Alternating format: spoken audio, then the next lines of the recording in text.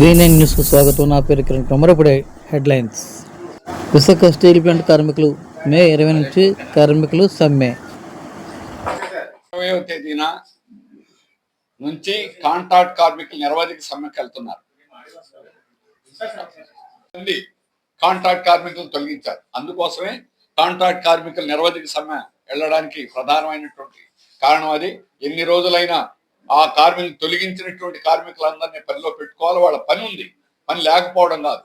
కానీ కావాలనే ఉన్న వాళ్ళందరినీ ఒక్క కాంట్రాక్ట్ కార్మికులే కాదు, తర్వాత కూడా పర్మనెంట్ VRS లో 1213 మందిని ప్రతి నెల రిక్రూట్మెంట్ రిటైర్మెంట్ అవుతున్నారు. 100 మంది పైగా అవుతున్నారు. ఆ రకంగా ఉన్న వాళ్ళందరినీ తొలగించి కాంట్రాక్టర్ అతి చౌకగా పని చేయించుకునేటువంటి బళ్ళారి జిందాల్లో ఇప్పుడు ఎంత అంటే జీతం ఎవరికైనా 15,000.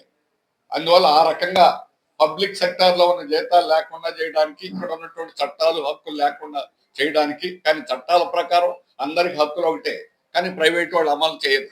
గాలి జనార్దన్ రెడ్డి కేసు మనం చూసాం. గాలి జనార్దన్ రెడ్డి వాడికి 7 సంవత్సరాలు జైలు శిక్ష విధించారు.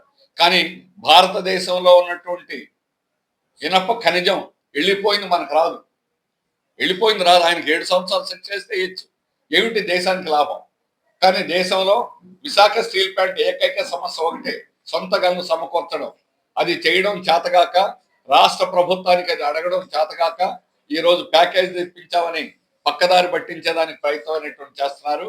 ఇది దుర్మార్గమైన. అందువల్ల ప్రజానీకం కూడా మా ఉద్యమానికి సంపూర్ణంగా సహకరించాలని, మద్దతు ఇవ్వాలని కోరుతున్నాం.